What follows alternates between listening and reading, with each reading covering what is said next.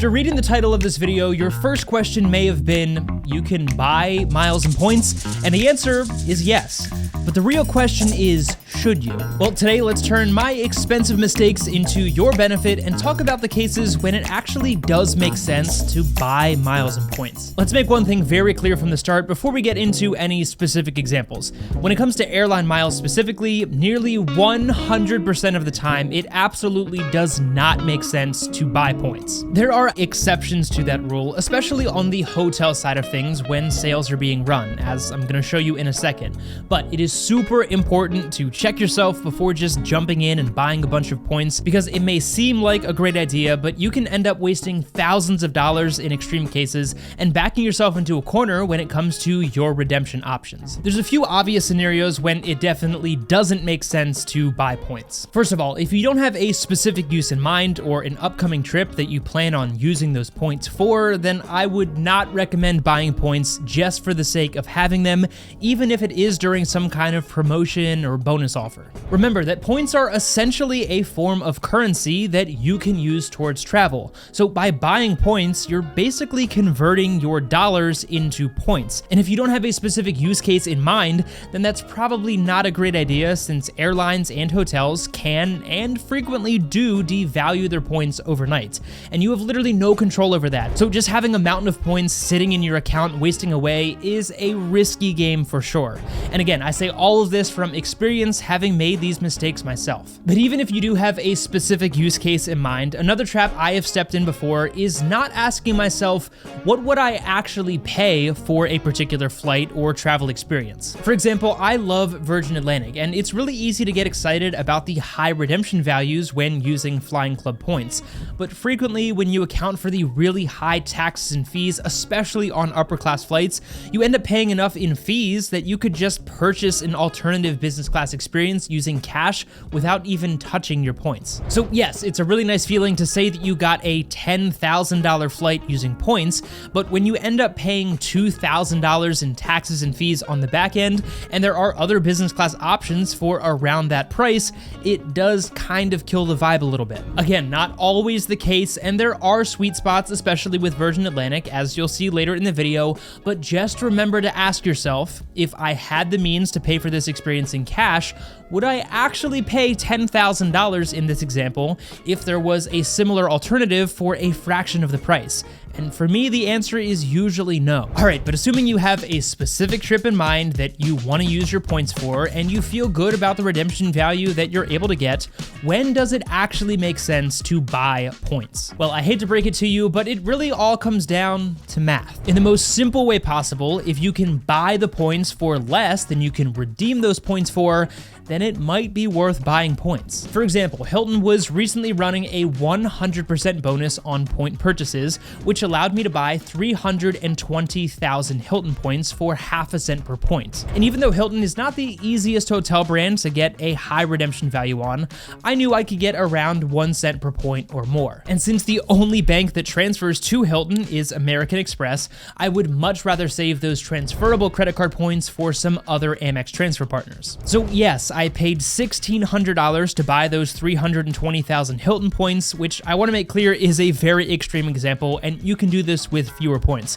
But I've booked over $3,000 in hotel stays that I was going to have to either pay for with cash or burn a ton of Amex points on. So by using this strategy, I actually came out almost $1,500 ahead and saved my Amex points for other transfer partners. And if you wanted to take this a step further, you could also put that $1,600 transaction in this case on a new credit card and help meet the minimum spend towards a new sign-up bonus. And depending on the card's terms and conditions, that transaction alone could net you another mountain of points. There is one wrinkle to all of that math that our head writer Mike actually pointed out to me, so shout out to Mike for this one, and that would be the opportunity cost of buying points. Without turning this video into an economics lecture, if we had actually gone ahead and paid $3,000 for different Hilton hotels like I was just talking about, then we would have actually earned about 126,000 Hilton points between the Hilton status that we have, the Hilton credit cards that we have that give us really good spending multipliers,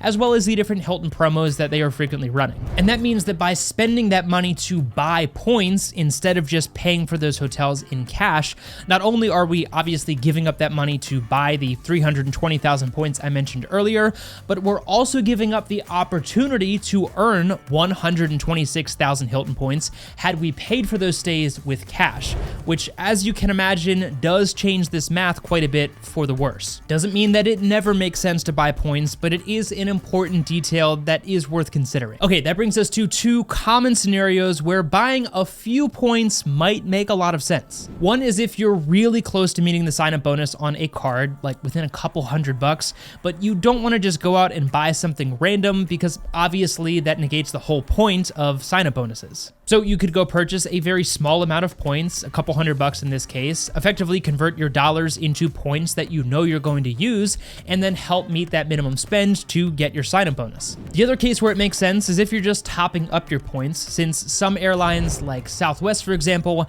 have an all or nothing approach where you either pay completely with points or not at all. That's not always the case, but if you're just a couple 100 points shy, it might be worth topping up your account by purchasing a small amount of points, and therefore allowing you to book with points instead of having to pay for that whole transaction with cash. Okay, I've got an even better example to show you in a second, but first let's talk about an example from my favorite miles and points program across the board, Hyatt. At the time of recording this video, they're running an offer where you can save 20% when you buy points. But before you get too excited, even with that 20% discount, you're still looking at 1.9 cents per point, which is still kind of high, but if you can then redeem those points for 2 to 3 cents per point, that could ultimately save you hundreds of dollars by making one simple transaction online, which is certainly nothing to turn your nose up at. All right, the last crazy example I have for you brings us full circle back to Virgin Atlantic.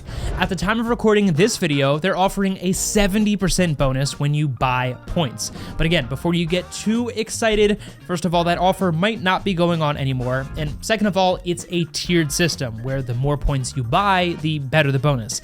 And in order to get that 70% bonus, you have to buy 125,000 points, which will run you north of $3,000. And you know who did just that?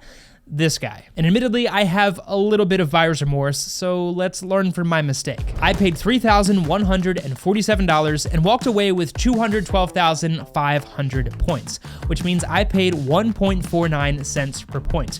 And that's not bad considering I routinely get redemption values of 10 to 20 cents per point with Virgin Atlantic. On paper, sounds pretty good so far, but in order to get those redemption values, I'm looking at thousands of dollars in taxes and fees because Virgin Atlantic. And if you're like me and all of these huge numbers make you want to throw up, then again I say, let's please learn from my expensive mistake. My initial intention of buying these points was to fly my wife and I round trip to the Maldives in upper class, and I found a really good redemption for roughly 80,000 points per way each. However, I'm looking at thousands of dollars in fees on top of spending all of those points, which is the type of thing that keeps a miles and points nerd like myself up at night. Yes, hypothetically, this would have cost $20,000 according to Virgin Atlantic, but considering there's arguably better cash alternatives on other airlines for significantly less, it's hard to say that this would be a good use of these points or hard-earned cash for that matter. Now, don't feel too bad for me because I am now planning to use these points for Alliance redemptions through Virgin Atlantic,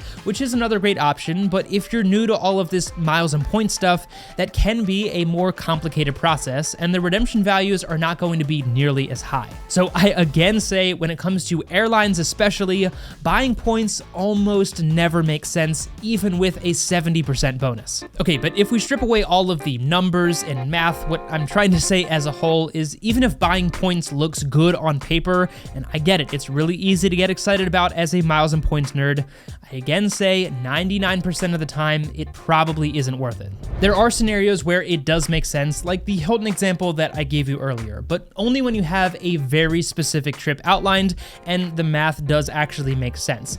And if you want to learn more about a specific Hilton example from Kara and Nate, then check out this Daily Drop video where they stayed at the Hilton Conrad in Bora Bora using miles and points. But otherwise, you are way better off just earning points from a sign-up bonus and everyday spending, especially if those are transferable credit card points that you can move to any number of airline and hotel brands so that you're not locked into one specific brand and backed into a corner in terms of your travel options. So proceed with caution, learn from my very expensive mistake, please. And if you want to learn more about how you can earn a ton of credit card points without having to shell out any of your hard-earned money, then I'll leave a link down in the description below to our top travel credit cards page where you can earn some great sign-up bonuses without having to buy any points. Let me know what you think of this whole buying miles and points thing down in the comment section, since I know it can be a bit of a heated topic. And as always, thanks for watching.